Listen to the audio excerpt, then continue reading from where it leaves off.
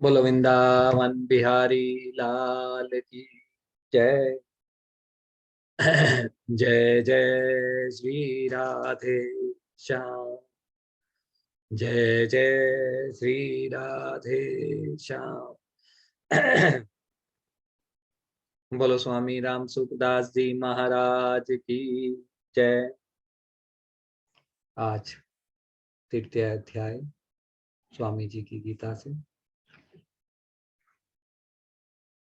श्रीमद् भगवत गीता का उपदेश मनुष्य मात्र के अनुभव पर आधारित है। इसका दिव्य उपदेश आरंभ करने पर सबसे पहले भगवान स्पष्ट करते हैं कि शरीर और आत्मा एक दूसरे से सर्वथा भिन्न है, अलग है। शरीर अनित्य है, असत्य है, एक देशीय है और नाशवान है। शरीर का तो नाश होना ही है, शरीर की मृत्यु होनी ही है। तथा आत्मा नित्य है, उसका कभी नाश नहीं हो सकता, सत्य है, सर्वव्यापी है और अविनाशी है। अतः नाशवान वस्तु का जो नाशवान शरीर है उसका विनाश देखकर दुखी नहीं होना और अविनाशी वस्तु की अविनाशिता देखकर उसे बनाए रखने की इच्छा नहीं करना। कि शरीर का तो नाश होना ही है, उसे देखकर दुखी नहीं होना, और जो आत्मा है वो अविनाशी है, उसकी अविनाशिता देखकर उसे बनाए रखने की, कि मेरा ये है शरीर, मेरी है जन्म चलता रहे, बनाए रखने की इच्छा नहीं करना विवेक कहा जाता है। कर्म योग, ज्ञान योग और भक्ति योग, ये तीन योग गीता में बताए गए हैं। मुख्यतः तीनों ही योग मार्गों में विवेक की बड़ी आवश्यकता है। मैं शरीर से सर्वथा भिन्न हूं, ऐसा विवेक होने पर ही मुक्ति की अभिलाषा जागृत होती है। जब मनुष्य को यह अनुभव हो जाता है कि मैं शरीर नहीं हूं, शरीर अलग है, मेरा जो स्वरूप है वो अलग है, तब मुक्ति की अभिलाषा जागृत होती है। और मुक्ति की तो बात दूर रही, स्वर्ग आदि प्राप्ति की कामना भी अपने को शरीर से अलग मानने पर ही उत्पन्न होती है। इसलिए भगवान ने अपने उपदेश का आरंभ करते ही सबसे पहले विवेक का वर्णन किया। गीता का ये विवेक प्रकरण दूसरे अध्याय से प्रारंभ होकर 30वें श्लोक पर समाप्त हो जाता है। 11वें श्लोक से आरंभ होकर दूसरे अध्याय में 30वें श्लोक पर समाप्त होता है। विवेक के इस प्रकरण में भगवान ने आत्मा, अनात्मा, प्रकृति, पुरुष, ब्रह्म, अविद्या, ईश्वर, जीव, जगत, माया आदि किसी भी दार्शनिक शब्द का उपयोग नहीं किया है। इस दूसरे अध्याय में प्रत्युत सभी मनुष्य सरलता से समझ सके ऐसे ढंग से भगवान ने इसका विवेचन किया है। इसका अर्थ यह है कि मनुष्य परमात्मा प्राप्ति के अधिकारी हैं, क्योंकि मनुष्य शरीर परमात्मा प्राप्ति के लिए ही मिला है। अतः इस विवेक को महत्व देकर मनुष्य परमात्मा प्राप्ति कर सकते हैं। इस प्रकार भगवान ने बुद्धि शब्द का प्रयोग भी इस दूसरे अध्याय में नहीं किया है। वास्तव में नित्य, अनित्य, सत्य, असत, अविनाशी, विनाशी, शरीर और शरीर और आत्मा को अलग अलग समझने के लिए विवेक की ही आवश्यकता है, बुद्धि की नहीं। विवेक बुद्धि से परे है। विवेक जो है वो बुद्धि से अलग है। बुद्धि यह निर्णय करती है क्या गलत है, क्या ठीक है। विवेक हमें गलत रास्ते पर जाने से रोकता है। जैसे प्रकृति और पुरुष अनादि है, ऐसे ही उनकी भिन्नता प्रकट करने वाला विवेक भी अनादि है। जो भिन्नता को प्रकट करता है कि प्रकृति अलग है और पुरुष अलग है, तो उसको प्रकट करने वाला विवेक भी अनादि है। यही विवेक बुद्धि में प्रकट होता है। यही विवेक बुद्धि में प्रकट होता है। यह भगवत प्रदत्त विवेक मात्र प्राणियों को नित्य प्राप्त है। किसी का अनुरोध हो गया है।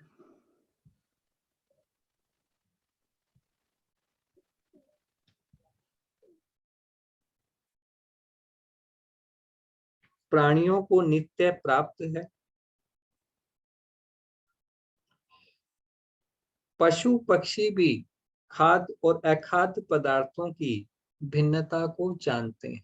पशु पक्षी भी कि क्या खाने वाली वस्तु है और क्या खाने वाली वस्तु नहीं है, उनको जानते हैं। और लता वृक्ष में भी सर्दी गर्मी अनुकूलता प्रतिकूलता की भिन्नता का ज्ञान रहता है कि जितने भी पेड़ पौधे हैं उनको भी गर्मी सर्दी की अनुकूलता प्रतिकूलता की भिन्नता का ज्ञान रहता है। बुद्धि प्रदान होने के कारण मनुष्य को यह विवेक विशेष रूप से प्राप्त है कि मनुष्य को ही यह जो विवेक है जो विशेष रूप से प्राप्त है। पशु पक्षी आदि में तो जीवन निर्वाह मात्र के लिए जड़ पदार्थों का विवेक रहता है, पर मनुष्य अपने विवेक से कि बाकी पशु पक्षियों में तो जो विवेक रहता है वह उनके जीवन के यापन के लिए, अपने जीवन के पालन पोषण के लिए विवेक रहता है। पर मनुष्य अपने विवेक से सदा के लिए जन्म मरण रूपी बंधन से मुक्त होकर शाश्वत शांति प्राप्त कर सकता है। यही मनुष्य के विवेक की विशेषता है। विवेक जागृत होने पर अर्थात शरीर और आत्मा की भिन्नता का अनुभव होने पर अपने कहलाने वाले शरीर इंद्रियां मन बुद्धि सहित संसार का सर्वथा संबंध विच्छेद हो जाता है और वास्तव में बुद्धि शुद्ध तथा सम हो जाती है। अर्थात बुद्धि का विषम भाव जो है वो मिट जाता है। तीसरा अध्याय पहला श्लोक, पहला और दूसरा एक साथ ही है। अर्जुन कहते हैं भगवान श्री कृष्ण को कि हे जनार्दन, अगर आप कर्म से ज्ञान को बुद्धि को श्रेष्ठ मानते हैं तो फिर हे केशव मुझे घोर कर्म में क्यों लगाते हैं। आप अपने मिले हुए वचनों से मेरी बुद्धि को मोहित सा कर रहे हैं। तीसरे अध्याय में शुरू में ही अर्जुन ने एक प्रश्न पूछा है। भगवान ने दूसरे अध्याय में बुद्धि योग से समबुद्धि समता की बात कही थी, परंतु अर्जुन ने उसको ज्ञान समझ लिया। अतः वे भगवान से कहते हैं कि हे जनार्दन, आपने पहले कहा था कि मैं सांख्य में यह बुद्धि कह दी, इसी को तुम योग के विषय में सुनो। आपने कहा था कि सांख्य ज्ञान योग के विषय में जो बुद्धि कह दी, इसी को तुम कर्म योग के विषय में सुनो। इस बुद्धि से युक्त हुआ तू कर्म बंधन को छोड़ देगा। इस बुद्धि से युक्त हुआ तू कर्म बंधन को छोड़ देगा, परंतु कर्म बंधन तभी छूटेगा तब ज्ञान होगा कि कर्मों के बंधन तभी समाप्त होंगे जब ज्ञान की प्राप्ति होगी। आपने यह भी कह दिया कि बुद्धि योग अर्थात ज्ञान से कर्म अत्यंत निकृष्ट है, कर्म जो है वो निम्न श्रेणी के हैं बुद्धि से। अतः आपकी मान्यता में कर्म से ज्ञान श्रेष्ठ है, आपकी मान्यता में कर्म से ज्ञान श्रेष्ठ है, उत्तम है।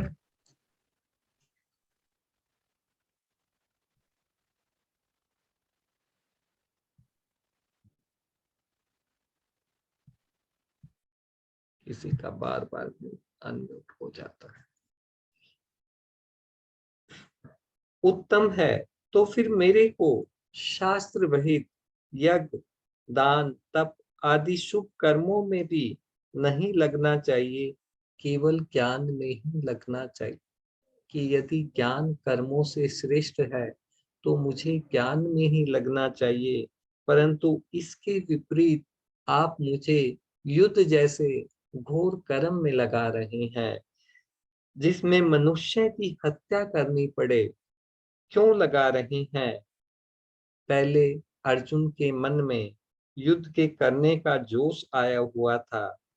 उन्होंने उसी जोश में भरकर भगवान से कहा कि हे अच्युत, दोनों सेनाओं के मध्य में मेरे रथ को खड़ा कर दीजिए, जिससे मैं देख लूं कि यहाँ मेरे साथ युद्ध करने वाला कौन है, कौन कौन है।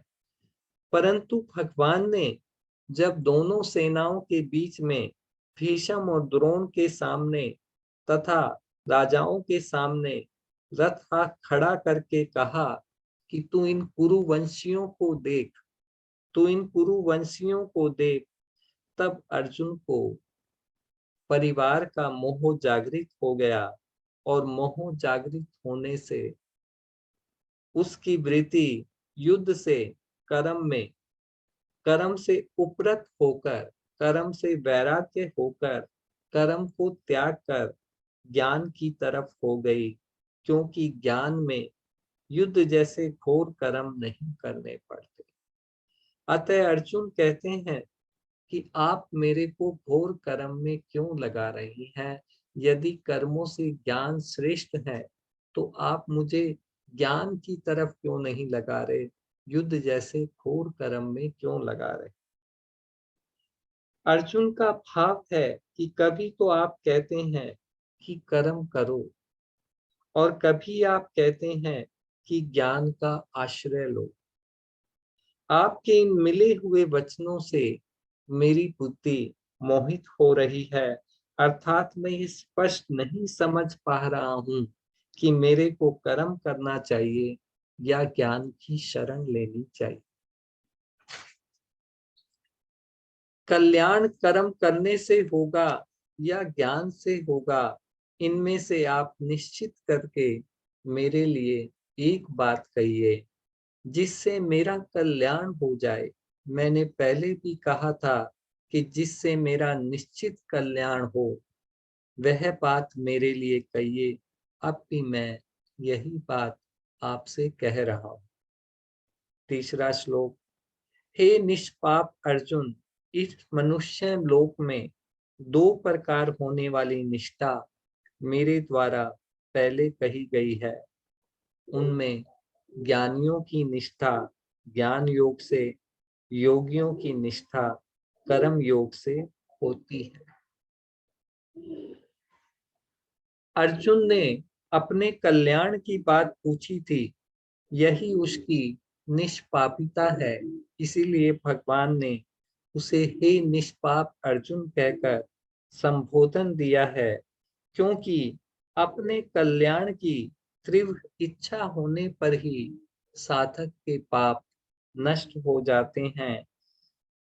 अर्थात समभाव में स्थिति एक ही है, जिसे दो प्रकार से प्राप्त किया जा सकता है। कि समभाव में, समान भाव में स्थित होने की स्थिति एक ही है, जिसे दो प्रकार से प्राप्त किया जा सकता है, ज्ञान योग से अथवा कर्म योग से। इन दोनों योगों का अलग अलग विभाग करने के लिए भगवान ने दूसरे अध्याय के 39वें श्लोक में कहा कि समबुद्धि को मैंने सांख्य योग के विषय में कह दिया है, अब इसे कर्म योग के विषय में सुन। कि सांख्य योग के विषय में तो मैंने तुझे दूसरे अध्याय में कह दिया कि शरीर और शरीरी को अलग जान। यह सांख्य योग है कि मैं शरीर नहीं हूँ, शरीर से अलग हूँ। अब कर्म योग के विषय में तुम मुझसे सुन। सांख्य योग और कर्म योग ये दोनों साधकों की अपनी निष्ठाएं हैं, परंतु इनके अलावा एक भगवान निष्ठा साधकों की अपनी निष्ठा नहीं है। भगवान निष्ठा भक्ति, भक्ति में जो निष्ठा है वो अपनी नहीं है, कारण कि सांख्य निष्ठा और कर्म योग निष्ठा साधकों को मैं हूं और संसार है इसका अनुभव होता है। अतः ज्ञान योगी संसार से संबंध विच्छेद करके अपने स्वरूप में स्थित होता है। ज्ञान योग में सबसे पहले कि शरीर अलग है, आत्मा अलग है, शरीर से अपना संबंध विच्छेद करके वह अपने स्वरूप में स्थित होता है। और कर्म योगी संसार की वस्तुओं को संसार की सेवा में लगाकर संसार से संबंध विच्छेद करता है। परंतु भगवान निष्ठा में, भगवान की भक्ति में साधक पहले भगवान है इसका अनुभव नहीं होता। पहले भगवान है इसका अनुभव नहीं होता, पर उसका विश्वास होता है कि स्वरूप और संसार इन दोनों से भी विलक्षण कोई तत्व भगवान है। कि मेरे स्वरूप से और ये जो संसार दिखाई देता है इनसे अलग एक तत्व है जो भगवान है। अतः वे श्रद्धा पूर्वक, विश्वास पूर्वक भगवान को मानकर अपने आप को भगवान के समर्पित कर देता है। इसलिए सांख्य निष्ठा और कर्म योग निष्ठा में तो जानना विवेक मुख्य है, पर भगवान निष्ठा में भगवान को मानना श्रद्धा विश्वास मुख्य है। पहले भगवान को मानना ही पड़ता है, फिर जानने की प्राप्ति होती है। कर्म योग और ज्ञान योग में ये दोनों ही निष्ठाएं लोक में होने के कारण लौकिक है।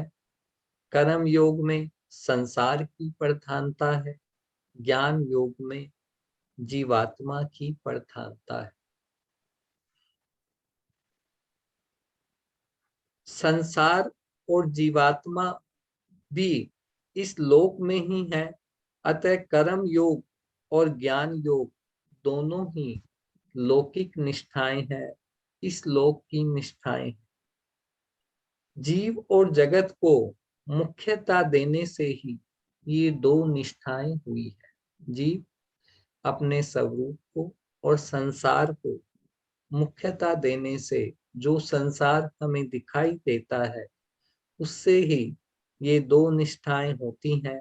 अगर जीव और जगत को मुख्यता न देकर केवल परमात्मा को ही मुख्यता दे दें तो ये दोनों निष्ठाएं नहीं होंगी, बल्कि केवल अलौकिक भगवान निष्ठा, भगवान की भक्ति होगी। जब हम ना जीव को मुख्यता देंगे, ना संसार को मुख्यता देंगे, बस परमात्मा को मान लेंगे, परमात्मा के समर्पित हो जाएंगे, मैं भगवान का हूँ, भगवान मेरे हैं, तब एक ही निष्ठा रहेगी, वो होगी भगवान निष्ठा या भक्ति होगी। लौकिक निष्ठा जो कर्म योग और ज्ञान योग है में साधक का अपना उद्योग मुख्य होता है, साधक को अपने द्वारा करनी पड़ती है। वह साधन में अपना पुरुषार्थ मानता है, साधन करने में, साधना करने में अपना पुरुषार्थ मानता है। परंतु जब साधक भगवान का आश्रय लेकर साधन करता है, कोई भी तपस्या करता है, उसका उद्योग अपना उद्योग मुख्य नहीं मानता, तब उसकी निष्ठा अलौकिक होती है। जब वो यह नहीं मानता कि मैं कर रहा हूँ, भगवान को ही मुख्य मानता है कि प्रभु मैं आपकी शरण हूँ, जो हो रहा है वो आपकी शरण होने से ही हो रहा है, तब वो जो निष्ठा होती है वो अलौकिक होती है, क्योंकि उसमें भगवान की भक्ति, भगवान का समर्पण छिपा हुआ है। कारण कि भगवान का संबंध होने से सब अलौकिक हो जाता है। जब तक भगवान से संबंध नहीं होता, तब तक सब लौकिक ही होता है। तभी कर्म योग और ज्ञान योग को लौकिक कहा गया। किसी का बुरा न समझें, किसी का बुरा न चाहें, किसी का बुरा न करें, तो कर्म योग आरंभ हो जाता है। कि कर्म योग यही है कि हमें अपने जीवन में किसी को बुरा न समझें, किसी क्योंकि सब व्यक्ति समान है, समान दृष्टि से देखें, सब में एक परमात्मा का ही अंश है, इसलिए किसी को बुरा न समझें, किसी का बुरा न चाहें। हमें अपने मन से, बुद्धि से किसी के अनिष्ट की भावना सोचनी ही नहीं है। गीता में सबसे बड़ी यही बात कही गई है कि हमें अपने मन में, बुद्धि में किसी के अनिष्ट की भावना का, किसी से द्वेष की भावना का त्याग करना है। तो किसी का बुरा न चाहें और किसी का बुरा न करें, ना तो चाहें ही, ना किसी का गलत करें ही, तो कर्म योग आरंभ हो जाता है। कि जब हम इस प्रकार से कर्म करते हैं कि किसी का बुरा न हो, किसी का बुरा न चाहे, मन से, विचार से, कर्म से, और सब में सेवा भाव रखें, किसी वस्तु में अपना ममता न रखें, तो कर्म योग आरंभ हो जाता है। और मेरा कुछ नहीं है, मेरे को कुछ नहीं चाहिए, मेरे को अपने लिए कुछ नहीं करना। जब मेरा कुछ नहीं है, मेरे को कुछ नहीं चाहिए और मेरे को अपने लिए कुछ नहीं करना है, इस सत्य को स्वीकार कर लें, तो ज्ञान योग आरंभ हो जाता है। बड़े सरल शब्दों में कर्म योग और ज्ञान योग को स्वामी जी ने व्याख्या किया है। चौथा श्लोक, मनुष्य न तो कर्मों का आरंभ किए बिना निष्कर्मता का अनुभव करता है, और न क्योंकि त्याग मात्र से सिद्धि को ही प्राप्त होता है। बहुत महत्वपूर्ण श्लोक है, इसको समझना बहुत आवश्यक है कि कर्म योग में कर्म करना अत्यंत आवश्यक है। कारण कि निष्काम भाव से कर्म करने पर ही कर्म योग की सिद्धि होती है, और यह सिद्धि मनुष्य को कर्म किए बिना नहीं मिल सकती। कि जब तक हम कर्म नहीं करेंगे, तब तक हम निष्काम भाव को प्राप्त नहीं होंगे। तो कर्मों को करना अत्यंत आवश्यक है। मनुष्य के अंतःकरण में कर्म करने का जो वेग विद्यमान रहता है, उसे शांत करने के लिए कामना का त्याग करके कर्तव्य कर्म करना अत्यंत आवश्यक है। कि मनुष्य के अंदर एक वेग बना रहता है कि मैं कर्म करूं। कामना न रखकर कर्म करने पर, कामना रखकर कर्म करने पर यह वेग मिटता नहीं है, बढ़ता है। कि एक तो हमें हमें हम कामना रख लें कि हमें अमुक वस्तु चाहिए, हमें धन चाहिए, हमें हमें गाड़ी चाहिए, घर चाहिए, तो उससे जो कर्म करने का वेग जो है वो बढ़ जाता है। हम नई नई कामनाएं खोजते रहते हैं और नए नए कर्म करते रहते हैं। लेकिन अगर यदि हम कामना नहीं रहती और सेवा भाव से कर्म करते हैं तो धीरे धीरे कर्मों का वेग शांत होता है। कर्म योग का आचरण करने वाला मनुष्य कर्मों को करते हुए ही निष्कर्मता को प्राप्त होता है, कि कर्मों को करते हुए ही हम निष्काम भाव को प्राप्त होते हैं। यदि हम कर्म नहीं करेंगे तो निष्काम भाव को भी प्राप्त नहीं होंगे। जिस स्थिति में मनुष्य के कर्म अकर्म हो जाते हैं, जब मनुष्य के कर्म अकर्म हो जाते हैं अर्थात बंधन कारक नहीं होते, जिन कर्मों से जन्म मृत्यु रूपी बंधन की प्राप्ति नहीं होती, उन्हें अकर्म कहते हैं और उस स्थिति को निष्कर्मता कहते हैं। कामना से रहित होकर किए गए कर्मों में फल देने की शक्ति का उसी प्रकार समर्था अभाव हो जाता है, जिस प्रकार बीज को भूनने या उबालने पर उसमें पुनः अंकुर देने की शक्ति समर्था नष्ट हो जाती है। अतः निष्काम मनुष्य के कर्मों में पुनः जन्म मरण के चक्कर में घुमाने की शक्ति नहीं रहती। निष्काम मनुष्य के जो कर्म होते हैं वो अकर्म हो जाते हैं और उनसे कर्मों से जन्म मृत्यु रूपी फल की या जन्म मृत्यु रूपी चक्कर की संभावना समाप्त हो जाती है।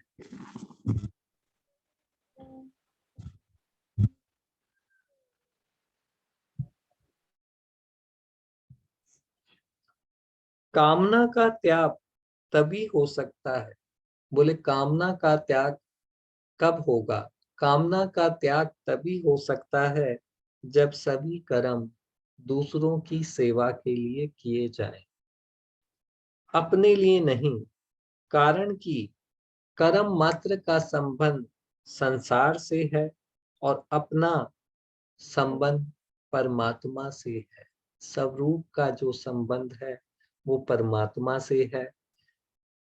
अपने साथ कर्म का संबंध है ही नहीं। इसलिए जब तक अपने लिए जब तक अपने लिए कर्म करेंगे तब तक कामना का त्याग नहीं होगा और जब तक कामना का त्याग नहीं होगा तब तक निष्कामता की प्राप्ति नहीं होगी, निष्काम भाव की प्राप्ति नहीं होगी। भगवान ने कर्म योग की दृष्टि से किया कहा है कि कर्मों का आरंभ किए बिना कर्म योगी को निष्कर्मता की प्राप्ति नहीं होती। और सांख्य योग की दृष्टि से कहते हैं कि केवल कर्मों का स्वरूप से त्याग कर देने से सांख्य योगी को सिद्धि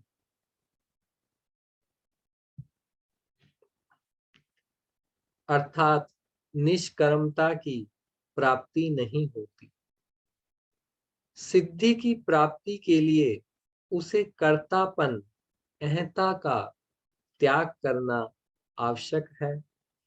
तो अतः सांख्य योगी के लिए कर्मों का स्वरूप से त्याग करना मुख्य नहीं है, बल्कि कर्तापन का, कि मैं कर रहा हूं, मैं मेरेपन का भाव का त्याग करना मुख्य है।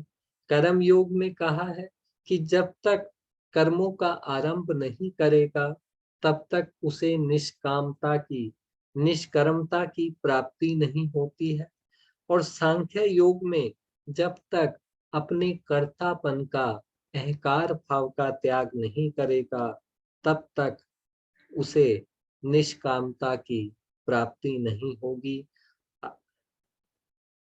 अतः सांख्य योगी के लिए कर्मों का स्वरूप से त्याग करना मुख्य नहीं है, बल्कि अपनी अहंता का त्याग करना मुख्य है।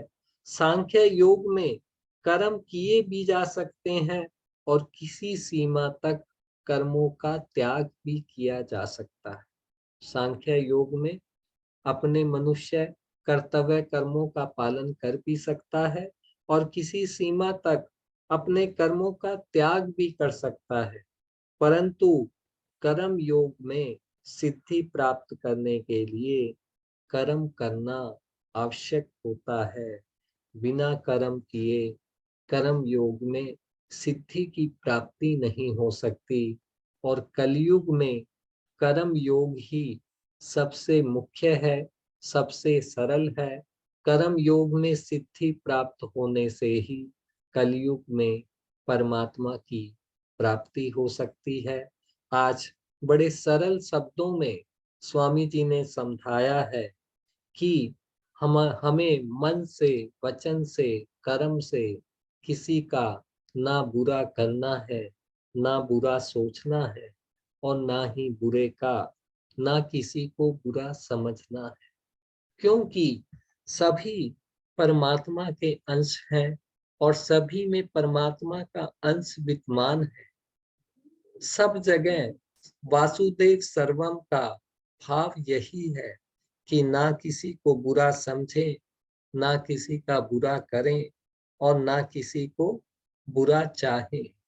मन वचन कर्म से किसी का बुरा न करना कर्म योग है और इसी कर्म योग के द्वारा परमात्म तत्व की प्राप्ति हो सकती है। तो सबसे पहले मन में एक निश्चय कर लें कि हमें ना मन से, ना वचन से, ना कर्म से किसी का भी बुरा करना है। आज इतना ही। आज हमारा ये तीसरा अध्याय के चौथे श्लोक में कुछ बाकी रह गया है। कल 5वें श्लोक से आरंभ करेंगे। सबको राम राम, सबको राम राम, सबको राम राम, सबको राम राम सबको राम भैया, राम। सबको तो राम राम, सबको हरे कृष्णा, हरे कृष्णा, हरे कृष्णा, हरे कृष्णा।